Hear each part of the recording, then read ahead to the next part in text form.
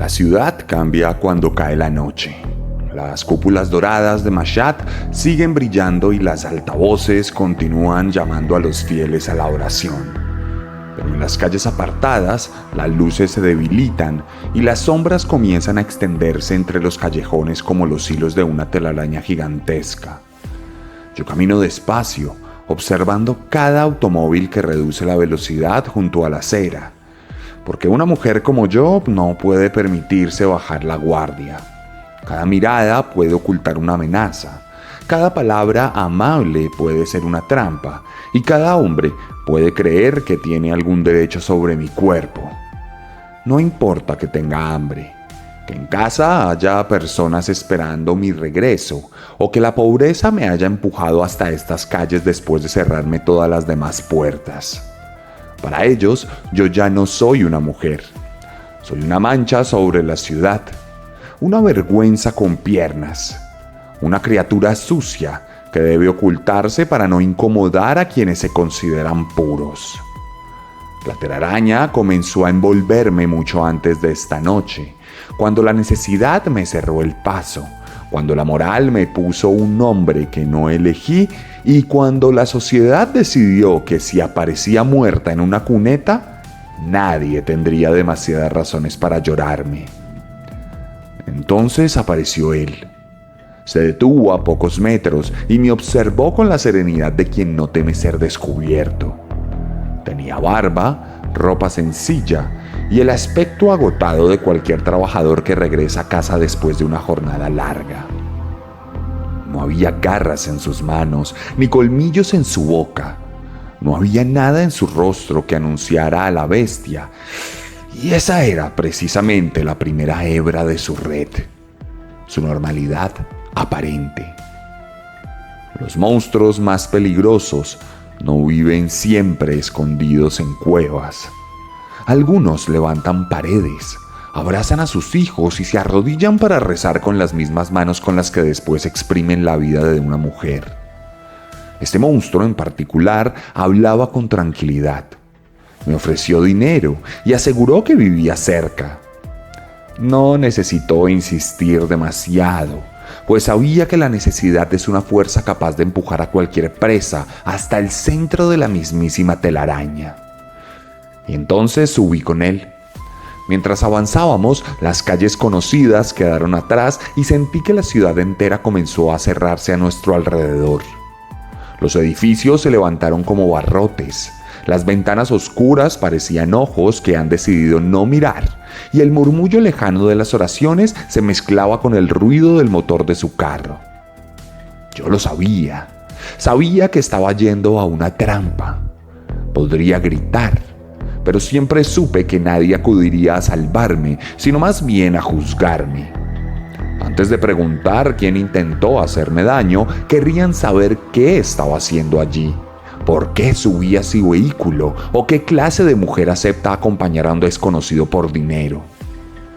La telaraña no está hecha únicamente con los hilos que él ha tendido. También la sostienen quienes creen que mi vida vale menos por la forma en la que consigo el dinero para sobrevivir. Su casa parecía tranquila. Había zapatos junto a la entrada, fotografías familiares y objetos cotidianos que delataban la existencia de una esposa y de unos hijos. Por un instante sentí alivio. Aquella vivienda parecía demasiado común para contener algo verdaderamente perverso. Pero cuando cerró la puerta tras de mí, la habitación se volvió más pequeña, el aire más pesado y su amabilidad comenzó a pudrirse. Vi cómo se interpuso entre la salida y mi cuerpo.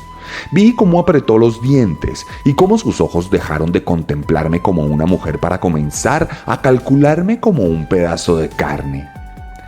En ese instante comprendí que había llegado al centro de la telaraña. Se abalanzó sobre mí. Una mano me sujetó por el cabello mientras otra arrancaba el velo de mi cabeza y lo enrollaba alrededor de mi garganta. La tela se hundió en la piel y el primer tirón me cerró la tráquea con una violencia seca. Intenté respirar, pero el aire se estrella contra un nudo cada vez más apretado. Mis uñas rasgaban sus brazos, mis piernas golpeaban los muebles y mis talones se arrastraron sobre el suelo mientras él tiraba de la tela con tanta fuerza que pude sentir como la sangre se acumulaba dentro de mi rostro. Durante unos segundos, todos los hilos de la telaraña se tensaron al mismo tiempo. Los dedos del asesino, la condena de los vecinos, la apatía de las autoridades y el silencio de quienes creen que estrangular a una mujer como yo no es un homicidio, sino una limpieza. Pude sentir al monstruo extendiéndose mucho más allá de aquel hombre. Sus patas atraviesan la casa, recorren las calles, se aferran a las mezquitas, a los tribunales y a las páginas de los periódicos. Este asesino es la boca de una criatura inmensa que ya había decidido devorarme antes de que él apretara el primer nudo. Pero esta vez la presa resistió. Logré girar mi cuerpo, hundí mis dientes en una de sus manos y sentí el sabor metálico de su sangre. Él gritó y aflojó la tela durante un instante suficiente para lanzarme contra la puerta con la fuerza desesperada de quien comprende que nadie vendrá al de rescate. Corrí sin mirar atrás, convencida de que el monstruo continuaba persiguiéndome por encima de los tejados, enorme y oscuro, extendiendo sus patas sobre toda Mashhad. Cuando finalmente llegué a la policía, apenas pude hablar, pero conseguí entregar una dirección, describir un rostro y señalar la vivienda donde la araña había construido su guarida. Yo logré escapar de aquella casa, aunque nunca conseguí salir por completo de la red que me había llevado a ella. Sobreviví al hombre, pero tuve que seguir viviendo dentro de una sociedad que todavía podía considerarme culpable de mi propio intento de asesinato. Otras mujeres no corrieron la misma suerte. Entraron a aquella vivienda creyendo que encontrarían un cliente y terminaron con una rodilla aplastándoles la garganta, los ojos desorbitados por la asfixia y sus propios velos incrustados en el cuello. Sus cuerpos fueron doblados, envueltos y abandonados en las calles vacías como bolsas de basura. Una tras otra, quedaron inmóviles en el centro de la red mientras la araña rezaba junto a sus cadáveres, convencida de que cada tráquea destruida y cada rostro amoratado constituían una ofrenda para Dios. Pero lo más aterrador no era el monstruo que mataba dentro de aquella casa, sino la multitud que contemplaba los cadáveres y comenzaba a llamar justicia a la masacre. Porque esta araña oscura y tremebunda utilizó sus manos para asesinar a 16 mujeres. Pero fue toda una sociedad la que sostuvo la telaraña para impedirles escapar.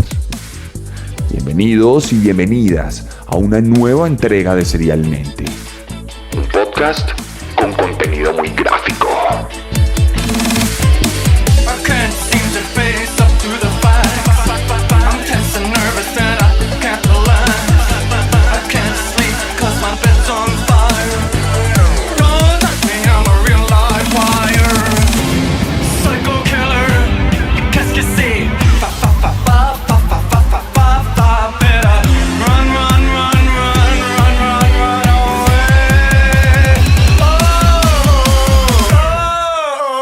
Y hoy les voy a contar la historia de un hombre cuya maldad fue enarbolada como ejemplo de buen comportamiento y cuyos impulsos violentos encarnaron los vicios colectivos de una sociedad dominada por el adoctrinamiento, los prejuicios de género y un fanatismo particular que les ha servido para salir avante a nivel geopolítico, aunque haya agrietado la humanidad colectiva de todo un pueblo.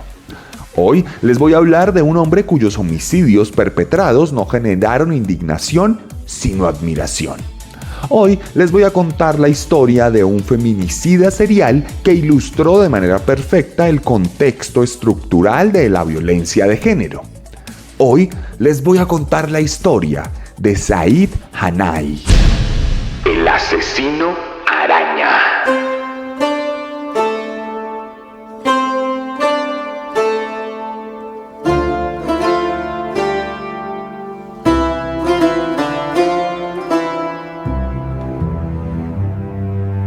Y Y en esta ocasión nos sumergimos en uno de los países más particulares del mundo entero.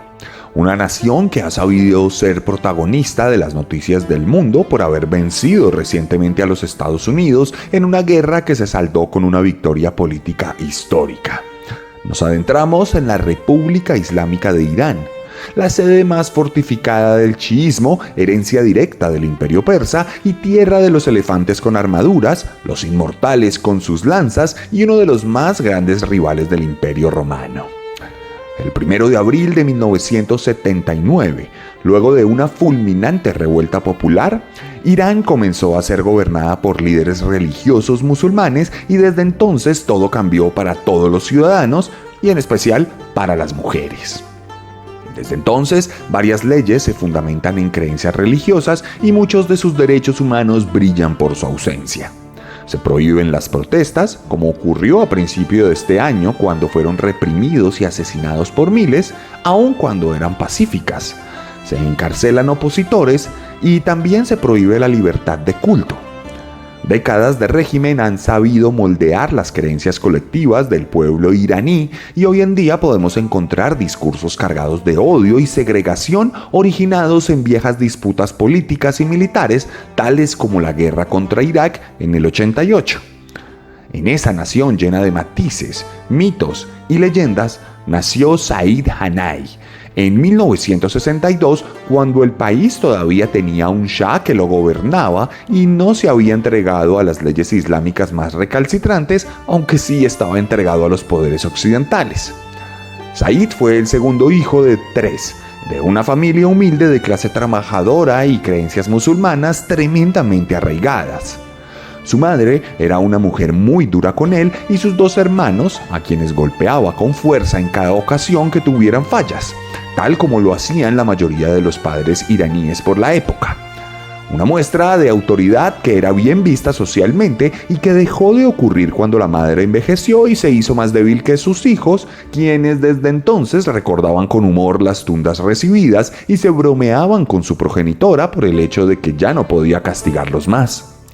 Su padre, por otro lado, era un obrero que trabajó en varias construcciones y que con el paso de los años transmitió sus conocimientos a sus hijos, quienes desde muy pequeños aprendieron a pegar ladrillos, diseñar estructuras de forma empírica y empañetar paredes tal como lo hacían los profesionales en las megas obras de la por entonces conocida como la Persia soviética. Said siempre fue un joven particularmente callado. Nunca compartió mucho con otros niños que no fueran sus hermanos y se le reconocía en la escuela por ser un joven solitario y reservado para sí mismo. Adicionalmente, desde muy pequeño, siempre manifestó abiertamente sus creencias religiosas y su devoción incuestionable por el Islam. Hanai encontró refugio en las enseñanzas del Corán y reconoció al profeta Mohammed como su más grande ídolo. Es probable que esta radical práctica de su religión fuera la causante de que nunca se relacionara con ninguna mujer. Él mismo afirmaba que nunca cruzó palabra con ninguna niña en el colegio o en la calle y que su primera interacción con una figura femenina, aparte de su madre, llegó hasta el día en que se casó siendo ya un adulto. De entrada podemos ver el distanciamiento de Said con las mujeres y cómo éste construyó a la equivocada imagen de lo femenino que el hombre se hizo en su cabeza. El desconocimiento a veces es fundamental para la gestación del odio. Cuando Said tenía 16 años, su país sufriría una transformación que, para bien o para mal, resultaría fundamental en el desarrollo psicológico del futuro asesino. Como ya lo dije previamente, los líderes más visibles del chiismo llegaron al poder y montaron una suerte de sistema autocrático que estaba por encima de todas las instituciones del gobierno y el mismo ejército. Desde entonces, lo que para Hanai era una creencia personal infundada por la tradición de su familia, se convirtió en una base fundamental para crear las leyes de toda una nación y para dirigir el destino de los más de 40 millones de iraníes que habitaban la región por aquel entonces, independientemente de su etnia. Era como si Dios mismo hubiese hablado en favor de aquellos que creían sus leyes escritas en el Corán y hubiera permitido que algunos de los intérpretes más intransigentes se apoderaran de lo que alguna vez fue una de las naciones más diversas de Medio Oriente. Lo que antes estaba respaldado por su padre y por su madre, pronto comenzó a ser respaldado por políticos, funcionarios, militares y pedagogos en todos los rincones de Irán.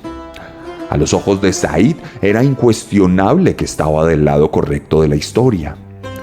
El joven adolescente siguió creciendo y a medida que se acercaba a la adultez entendió que en un país como el suyo la educación no era imprescindible, por lo que se retiró de la escuela cuando cursaba el 5º año. Entonces se dedicó a trabajar en obras tal como su padre lo había hecho y pronto lograría independizarse para realizar pequeñas construcciones o adecuaciones como contratista. Esto le ayudaría a ganarse el favor de los ciudadanos en los sectores más comerciales de la ciudad de Mashhad, donde vivió toda su vida. Una de las urbes más turísticas de la nación por ser considerada un lugar de peregrinación gracias a que allí se sitúan varios monumentos del chiismo. Sin embargo, lo que parecía haber empezado como una carrera prominente en el mundo de la construcción informal, pronto se vería truncado por las tempestades torrenciales de la guerra, que no sabe distinguir entre fieles e infieles.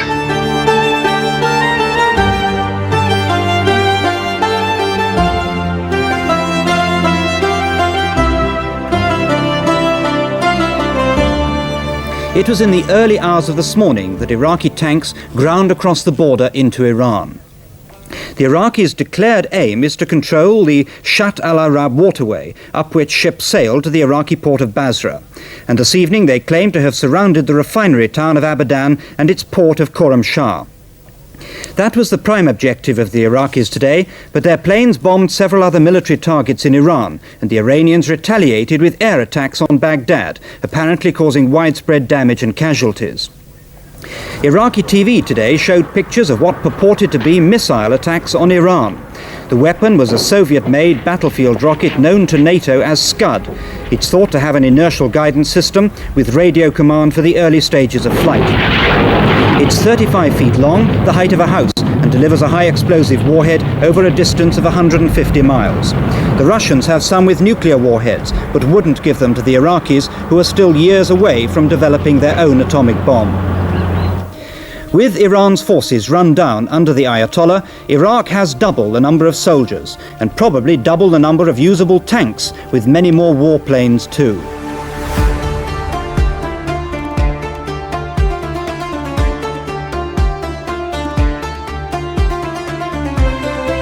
El 22 de septiembre de 1980, las tropas iraquíes de Saddam Hussein, de quien también tenemos un capítulo aquí en Serialmente, invadieron las tierras persas en lo que se conoció como la Guerra Impuesta, cuando más de 190.000 soldados y 2.200 tanques blindados atravesaron las fronteras e invadieron zonas petrolíferas iraníes con la esperanza de ganar el apoyo de la población árabe del país persa, algo que nunca ocurrió y que por el contrario desencadenó una prolongadísima guerra de desgaste que duraría cerca de 8 años y que dejaría como saldo la muerte de más de 500.000 civiles y militares de ambos bandos.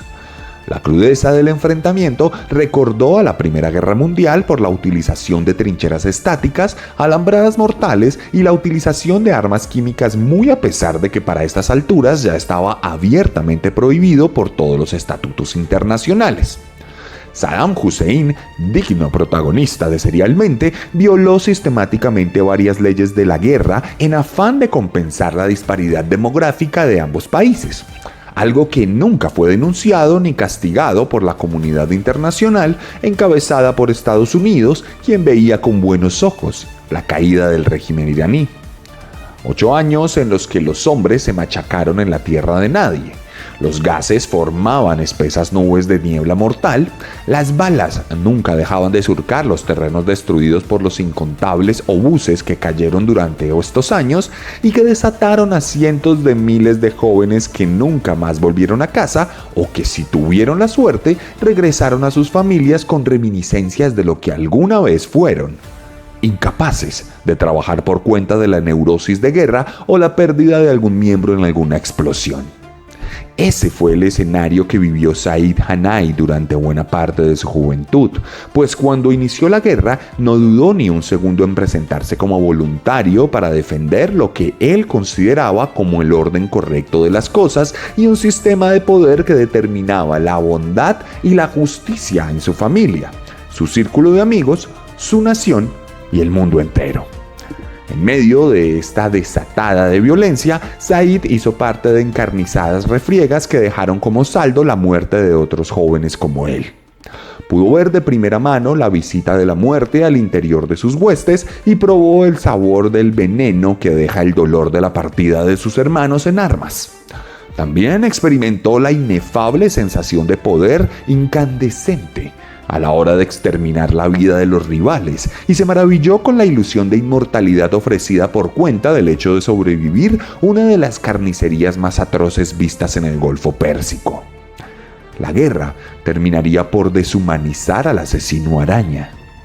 En medio del conflicto, tuvo una de las habituales licencias que se le dan a los soldados para ausentarse del frente y allí tuvo la oportunidad de volver a su ciudad de origen durante un par de semanas, las cuales aprovechó para ir a orar a una reconocida mezquita de Mashhad, en donde se encontró con un imam con quien sostuvo una conversación en la que le solicitó que si Dios le permitiera volver de la guerra, le consiguiera una esposa para pasar el resto de sus días.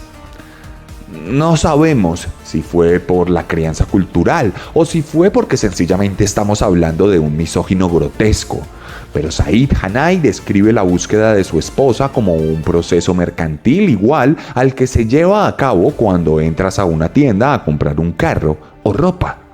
Así como tienes unas expectativas con la marca, la forma y el color del carro, esperas que la esposa que te corresponda cumpla lo que anhelas en todos los sentidos, como si de un simple producto se tratara.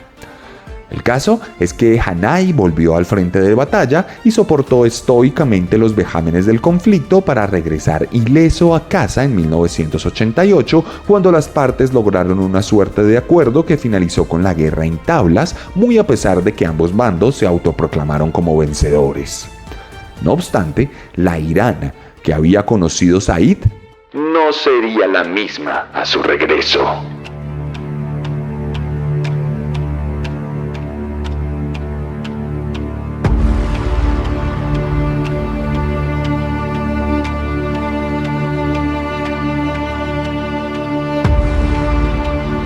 Tal como lo había acordado con el imán, Said recibió la propuesta de un matrimonio arreglado, el cual selló pagando una suma acordada, la cual cubrió con los ahorros que originalmente tenía dispuestos para adquirir una motocicleta. La boda se celebró con todas las tradiciones de la nueva cultura iraní y la nueva pareja pronto engendraría un primogénito que antecedería a otras 2 niñas para un total de 3 hijos que serían criados con las mismas creencias radicales e innegociables del régimen que gobernaba el país.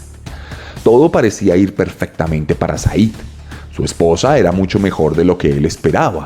Siempre afirmó que Dios lo había bendecido con un regalo mucho mejor de lo que había soñado alguna vez.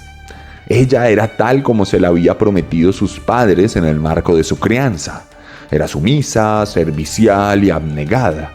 Estuvo siempre dispuesta a asistirlo en todo y brindó la dicha de un varón como primer hijo. Toda una serie de características basadas en ideas de subyugación preconcebida que aún hoy en día no se pueden poner en tela de juicio en muchos lugares del mundo. De cualquier manera, aunque las cosas funcionaban al interior del hogar, afuera todo parecía haber perdido su rumbo. Por lo menos a los ojos del veterano de guerra, quien afirmaba que Irán había comenzado a perder sus valores y que las mujeres se habían empezado a tomar atribuciones que no les correspondían por cuenta de la ausencia de los hombres que estaban en el campo de batalla. Una visión de debacle moral que es muy típica de los sectores conservadores de todos los países del mundo y que ha propiciado las divisiones internas de sociedades enteras. El siglo XX estaba llegando a su fin y Said siguió trabajando como constructor independiente. Llegó a mejorar su condición económica y su familia se volvió de clase media. Tenía una moto, un automóvil y una casa propia que más adelante sería testigo de sus propias psicopatías. Mientras tanto, gozó de una reputación considerablemente positiva por cuenta de su trabajo honesto y su devoción religiosa. Además, su esposa siempre afirmó que era un hombre completamente ejemplar y que ninguna mujer en Irán podía tener un esposo más amoroso y respetuoso que Said. Como suele pasar en estas historias, la fachada había sido construida magníficamente. Pero mientras la vida a la luz seguía su curso ejemplar, a la sombra se gestaba lenta y progresivamente un auténtico infierno. Como en Estados Unidos, en Irán la prostitución es ilegal. Sin embargo, en el país musulmán está mucho más señalada como algo impositivo y completamente reprochable. De cualquier manera, la desigualdad económica, la necesidad y las redes de proxenetas llevaron a cada vez más mujeres a salir de las calles a practicar el lenocinio. Cada vez que salía de una obra, Said se encontraba con calles llenas de mujeres deambulantes y expectantes. La caminata interminable por una misma cuadra resultaba tremendamente inmoral para el hombre que había entendido desde muy pequeño que el sexo pago era una de las faltas más graves para su creencia. Por lo que cualquier hombre que acudiera a estos servicios era deplorable y que las mujeres que trabajaban en esto dejaban de ser consideradas seres humanos, tal como más adelante lo declararía nuestro mismo protagonista. Esta concepción predeterminada sobre la ética y la sociedad no haría más que cargar lentamente los índices de odio de Said, quien cada día llegaba a su casa más amargado por cuenta de los pecados que presenciaba en las calles. La gota que derramaría la copa llegaría un día en que, a una cuadra de su casa, un taxista le hiciera propuestas indecentes a su esposa al confundirla con una trabajadora sexual. Esto sería suficiente para que desde entonces Hanai despreciara absolutamente a todas las prostitutas de la ciudad y jurara limpiar la honra de su esposa y de todas las mujeres que sí seguían las enseñanzas del profeta al pie de la letra. Entonces comenzaría lo que hasta el día de hoy ha sido visto por los más fanáticos radicales como una cruzada por la salvación de la moral musulmana iraní.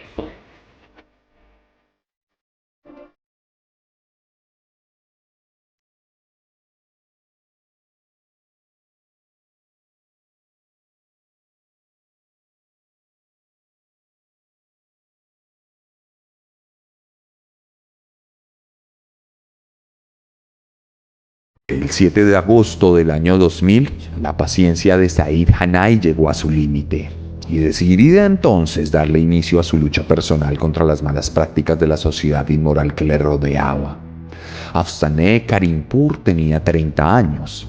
9 años atrás había concebido a una pequeña a la cual no tenía con qué alimentar, por lo que decidió, constreñida por su situación económica, adentrarse en las calles de Mashhad y buscar suerte con clientes inciertos y misteriosos. Esa tarde había decidido ir junto al barrio de Said, sin imaginarse jamás que exactamente esa fecha un monstruo se desataría. Un hombre moreno con una barba corta llena de canas y los dientes torcidos iba en un automóvil lleno de abolladuras y se aproximó a ella, ofreciéndole unos cuantos reales a cambio de sus servicios sexuales. En medio de la negociación, el cliente dijo que sería más seguro y más barato si fueran a su casa, la cual curiosamente quedaba muy cerca del lugar. A Afsaneh no le pareció particularmente sospechoso, así que aceptó y se montó al coche del hombre justo después de que éste le diera el dinero. Ya en casa, la víctima fue bienvenida de manera muy cordial por el hombre, que extendió un tapete en el centro de la sala y le pidió que la esperara un momento en el lobby del hogar. Mientras esperaba en soledad, la trabajadora se dio cuenta que aquella casa no era la de un hombre solitario. Allí vivía una familia. Vio desde el pasillo la habitación de un niño y una cama matrimonial en otra recámara. Era claro que aquel cliente era un hombre de familia. Por muy inmoral que eso fuera, por lo menos le daba completa seguridad de que no se trataba de algún enajenado. Pero justo cuando se sintió más segura, el velo de su cabeza fue arrancado abruptamente y enrollado alrededor de su garganta en un par de segundos. La tela de aquella prenda que representaba sus creencias se tensó hasta lacerar la piel de su garganta. Afsaneh luchó con todas sus fuerzas. Sus manos se aferraron a su propio velo, pero la fuerza de su agresor era incontrolable. Lo único que escuchaba era una respiración masculina muy agitada, y lo único que sentía fuera de sí era el calor de su cuerpo y del cuerpo del verdugo, el cual se ceñía a su espalda como si de un depredador furtivo se tratara. Pronto el cosquilleo interior recorría sus extremidades y su mirada se apagaba de forma progresiva. El aire dejó de llegar a sus pulmones y a su cerebro, por lo que lentamente comenzó a perder el conocimiento, dejando de presentar resistencia. Entonces el hombre la tiró sobre aquel tapete que había extendido minutos atrás y puso sus rodillas sobre el cuello para ejercer presión con todo el peso de su cuerpo. Allí vio desde arriba cómo el último aliento de aquella trabajadora sexual se escapaba de su vida. Mientras los ojos de Afsané se apagaban sin cerrarse, por su cabeza adormilada pasaban las memorias más notables de su vida como madre. La imagen de su hija en la sala de parto, sus primeros pasos, las noches en vela por cuenta de las difíciles obligaciones de la escuela y la última vez que se despidió de ella antes de salir a trabajar. Y allí fue cuando todas las terminales nerviosas de su cabeza se apagaron por cuenta de la falta de oxígeno. Su cuerpo dejó de responder completamente, dejó de sentir, de pensar y de existir. Afsané murió mientras los altavoces de la ciudad anunciaban el llamado a la oración del anochecer.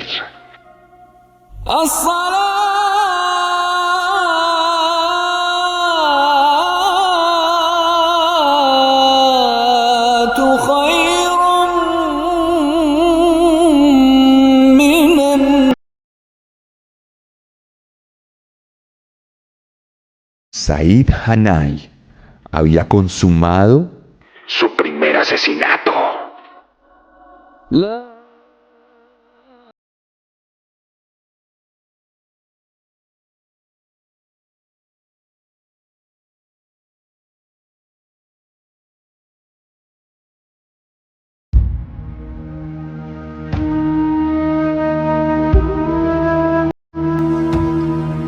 Esa misma semana, Said asesinaría a 2 trabajadoras sexuales más el 10 y el 11 de agosto y desde entonces su sed de sangre lo dominaría por completo, empezando un vertiginoso camino de muerte que sembró terror en las calles de Mashhad. Hanai descubriría en su casa la guarida perfecta para llevar a cabo sus crímenes. La naturaleza sumisa y predecible de su esposa y su hijo le permitiría controlar perfectamente los tiempos de libertad y soledad que tenía cada día.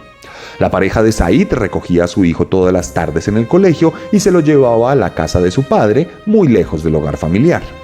El trato del matrimonio era que el hombre saldría de trabajar y luego oraría en la noche para luego atravesar la ciudad para recoger a sus familiares.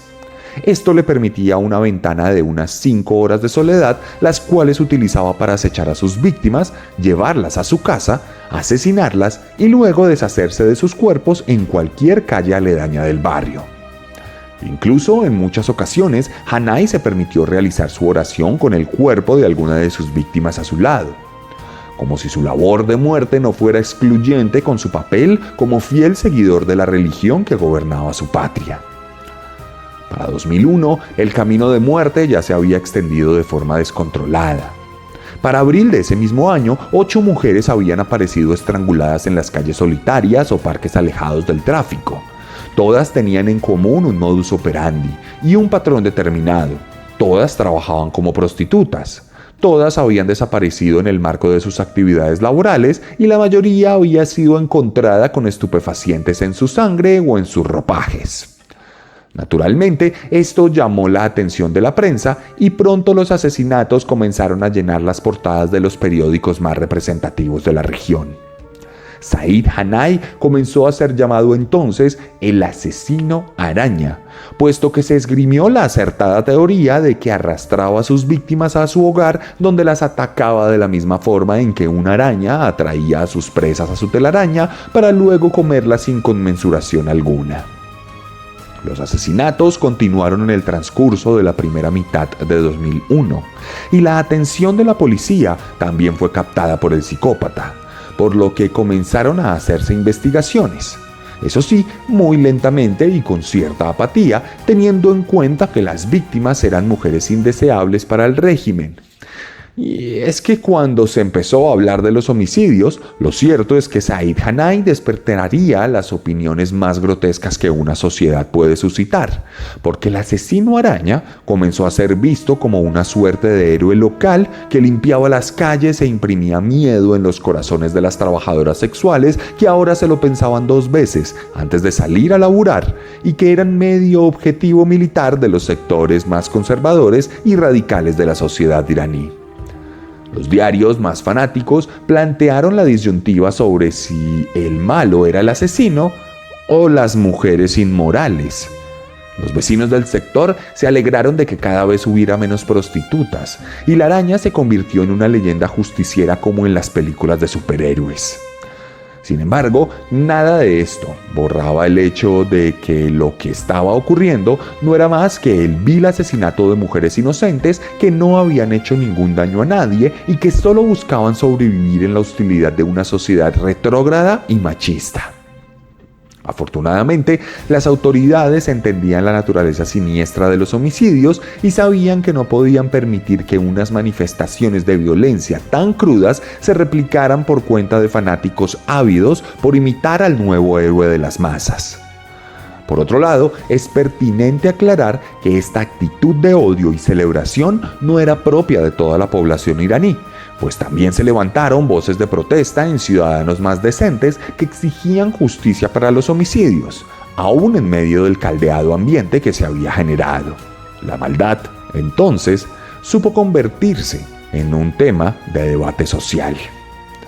Y qué misteriosos son los caminos del Señor. A medida que Said acumulaba muertes, se convencía cada vez más que estaba haciendo lo correcto según las Escrituras. De hecho, en un punto avanzado de su carrera criminal, observó cómo la sequía de los campos había sido reemplazada por una prosperidad y fertilidad histórica en los registros del país, lo cual fue tomado como una señal divina para continuar su carrera siniestra. Con el pasar de las semanas, los asesinatos seguían apareciendo y la policía adelantó una investigación tremendamente privada alrededor del tema, infiltrando las calles de Mashhad y estudiando los movimientos de las trabajadoras sexuales. De cualquier manera, la investigación no avanzó gracias a una revelación brillante de los detectives ni a una sofisticada operación forense. Durante casi un año, los cuerpos de las mujeres fueron apareciendo en terrenos baldíos, canales del desagüe y caminos apartados de Mashhad, estrangulados de la misma manera y envueltos en las prendas negras que habían usado en vida. La policía logró establecer que se encontraba frente a una cadena de homicidios, y cuando el número de cadáveres comenzó a resultar imposible de ocultar, desplegó agentes en los sectores frecuentados por trabajadoras sexuales. Sin embargo, el asesino seguía moviéndose con una tranquilidad desconcertante. Sus víctimas pertenecían a una población perseguida, empobrecida y frecuentemente abandonada por sus propias familias, de modo que muchas desapariciones ni siquiera fueron denunciadas. Antes de que Said Hanai las matara, la sociedad ya había comenzado a borrarlas. La telaraña solo empezó a romperse cuando una de sus presas se negó a morir. La mujer, identificada en reconstrucciones posteriores como Mohian, fue abordada por Hanai mientras recorría las calles en su motocicleta. Él le ofreció dinero, la llevó hasta su vivienda y cerró las puertas en cuanto ambos estuvieron adentro. Cuando ella comenzó a quitarse el velo, Said la atacó por la espalda y le enrolló una tela alrededor del cuello. Tiró de los 2 extremos con fuerza, tratando de cerrar su garganta de la misma manera en que había asfixiado a las mujeres anteriores, pero Mohian reaccionó antes de que la falta de oxígeno debilitara su cuerpo. Lo arañó, le propinó un golpe en el abdomen y se lanzó desesperadamente hacia la salida. Aunque en este caso encontró la puerta cerrada con llave. Entonces resolvió romper uno de los vidrios de la casa y amenazó con destrozar una ventana entera que daba hacia la calle para pedir ayuda. El ruido y la posibilidad de que los vecinos descubrieran lo que ocurría hicieron retroceder al asesino. Hanai trató de calmarla, le pidió que dejara de gritar y terminó abriendo la puerta. Mohian salió corriendo tan aterrorizada que dejó sus zapatos dentro de casa. La mujer no acudió inmediatamente a las autoridades. Sabía que antes de ser tratada como víctima de un intento de asesinato, podía ser detenida y castigada por ejercer la prostitución o por sus antecedentes relacionados con el uso de drogas. Aproximadamente una semana después de escapar, fue interceptada durante uno de los operativos que la policía realizaba contra las mujeres de la calle. Mientras los agentes la interrogaban, Moghian protestó porque dedicaban sus esfuerzos a perseguirlas a ellas mientras dejaban libre a un hombre que estaba asesinándolas. Aquella acusación llamó la atención de los investigadores. La mujer relató el ataque, describió a su agresor y entregó la ubicación de la casa en la que había estado a punto de morir. Por primera vez, la araña dejaba de ser una figura abstracta escondida entre los callejones de Mashhad. Ahora tenía nombre, motocicleta, domicilio y una superviviente capaz de reconocerle. Con esa información, los investigadores identificaron a Said Hanai. Cerca de las 2 de la tarde del miércoles 25 de julio de 2001, los agentes los esperaron frente a su vivienda y lo detuvieron cuando llegó montado en su motocicleta. Hanai no intentó escapar ni fingió sorpresa. Según los reportes de la época, recibió a los policías con una sonrisa y afirmó en voz alta que sabía perfectamente por qué habían ido a buscarlo. Aquella reacción no era la de un hombre avergonzado por haber sido descubierto, sino la de alguien que llevaba meses esperando el momento en que su supuesta cruzada finalmente fuera reconocida. La araña no parecía sentirse capturada. Parecía creer que había llegado la hora de presentar su obra ante el país. Durante los interrogatorios confesó haber asesinado a 16 mujeres y describió con precisión la manera en que las seleccionaba, las conducía hasta su casa, mantenía relaciones sexuales con algunas de ellas, las estrangulaba con sus propios velos y abandonaba sus cuerpos envueltos en los chadores. Sus declaraciones coincidieron con los informes forenses, las condiciones en las que habían sido encontrados los cadáveres y el testimonio de la mujer que consiguió escapar. También participó en reconstrucciones de los crímenes y entregó detalles que solamente el asesino podía conocer. Para cuando terminó de hablar, la policía ya no tenía frente a sí a un simple sospechoso, sino a un hombre que confesaba la masacre con la serenidad de quien está cumpliendo una labor divina. Hanai fue acusado de 16 asesinatos intencionales, 13 relaciones sexuales ilícitas, robo, falsificación y utilización de una credencial falsa de la milicia Basij. Su proceso fue llevado ante la Sala 53 del Tribunal General de Mashhad y se desarrolló durante 4 audiencias celebradas entre septiembre y octubre de 2001. 3 de ellas abiertas al público y una a puerta cerrada. Allí comenzarían a enfrentarse 2 versiones irreconciliables de la misma historia. Para la fiscalía, Said Hanai era un homicida consciente de sus actos que había cazado y estrangulado sistemáticamente a mujeres vulnerables. Para él, y para quienes muy pronto empezarían a defenderlo, no era un asesino, sino un hombre religioso que había intentado limpiar de corrupción una ciudad sagrada. La captura de la araña había terminado con los asesinatos, pero también había revelado algo mucho más perturbador.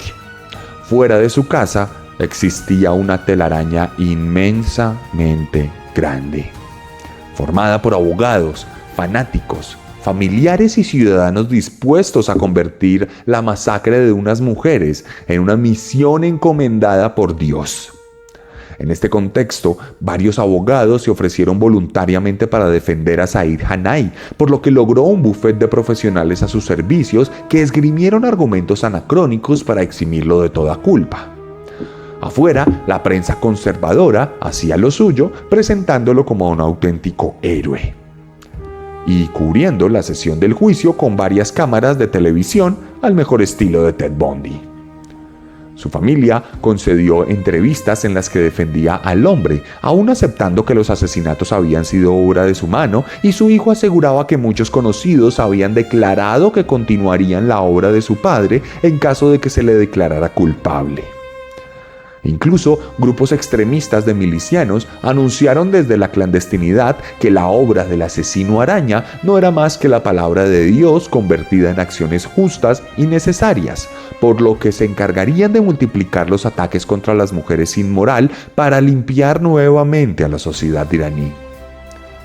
La locura parecía colectiva y la psicopatía reinaba con su yugo implacable en todo el país.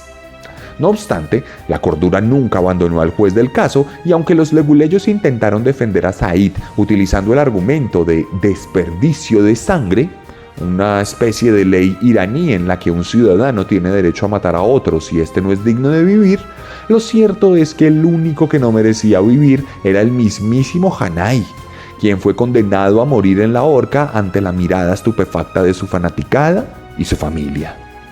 Entonces fue llevado a la prisión de Mashhad, donde aguardó varios meses por su ejecución. Mientras tanto, los debates continuaron en las calles. Las entrevistas en la cárcel no se hicieron esperar y el ambiente alrededor de las trabajadoras sexuales siguió tan caldeado como lo estuvo cuando la araña recorría las calles de forma trepidante.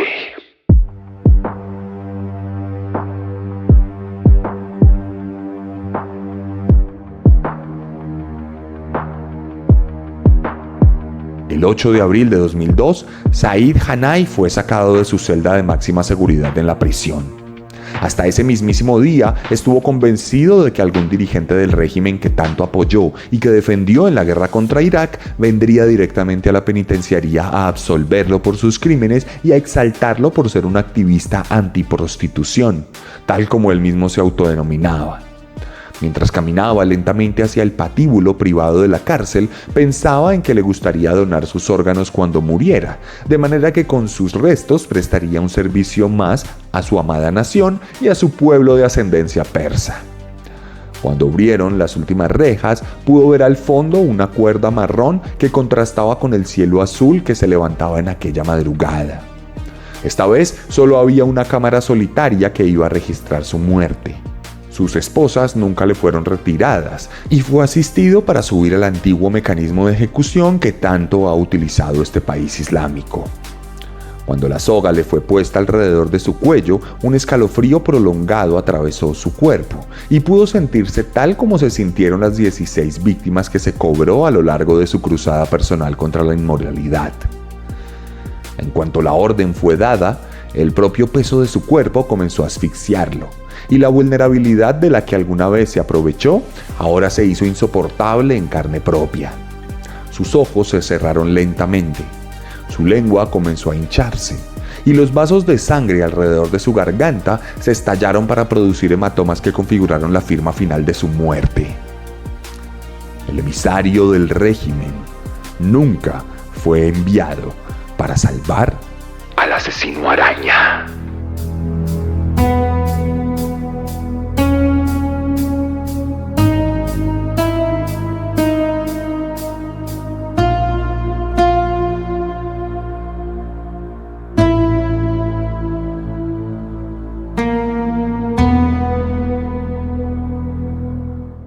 La historia que les acabo de contar ocurrió en un país lejano que desde nuestra infinita ignorancia siempre hemos considerado una tierra negra, llena de radicales prestos a inmolarse para conseguir una vida eterna rodeados de vírgenes.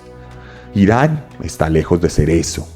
Por el contrario, es una de las tierras más prósperas de la región y uno de los países más desarrollados del mundo oriental en muchos aspectos, aunque actualmente esté viviendo grandes conatos de desigualdad social.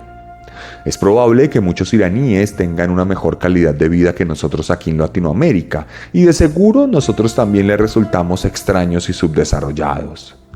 De hecho, este mismo año, Irán tuvo la capacidad de enfrentarse a la gran superpotencia mundial, Estados Unidos, llegándola a vencer en el terreno geopolítico, obligando a Donald Trump a firmar un armisticio en Versalles de la misma manera en que lo hicieron los líderes alemanes hace un siglo luego de la Primera Guerra Mundial.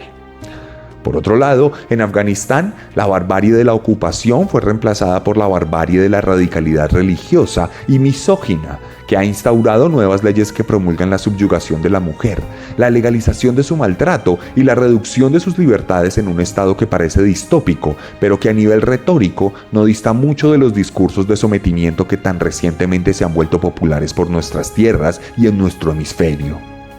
Por un momento, aquí les relaté las opiniones grotescas y retrógradas de muchos ciudadanos comunes de Mashhad, fundamentadas principalmente en dogmas religiosos milenarios.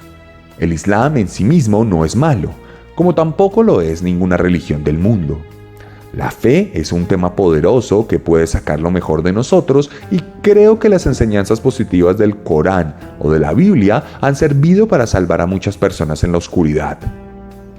Y ojo, que estoy hablando de religiones, no de iglesias. Lo cierto es que, por increíble que parezca, la mayoría de los ciudadanos iraníes que aplaudieron a Hanai no son personas particularmente malas. Son honestos, trabajadores y respetuosos de quienes les rodean. Y es que pasa lo mismo en nuestros países. Acostumbrados a mirar la paja en el ojo ajeno y no la viga en nuestros propios ojos, parecemos normalizar conductas colectivas psicópatas que se presentan a diario en las naciones latinoamericanas. En mi país vemos a diario cómo padres de familia y ciudadanos del común justifican cualquier tipo de crimen cometido por el Estado de turno. Porque no importa quién sea el que gobierne, siempre hay crímenes de parte de los que nos dicen que debemos votar por ellos y muchas veces nos obnubilamos para no hablar de ello. Día a día justificamos monstruosidades para mantener nuestra conciencia ideológica libre de culpa y sangre. No somos muy diferentes del fanático religioso y aunque ya no nos gobiernen de la misma manera una iglesia, sí lo hacen nuestras ideas que pueden llevar a convertirnos en auténticos monstruos fanáticos. Despojémonos de las doctrinas políticas que nos enfundaron aquellos que solo tienen sed de poder. Librémonos de las órdenes impuestas con propaganda y parábolas. Seamos irreverentes frente a los mandatos de un sistema corrupto y maligno. De cualquier otra forma, no seremos muy diferentes, por lo menos a nivel retórico, de aquellos que se bañan en la sangre de los que no piensan igual.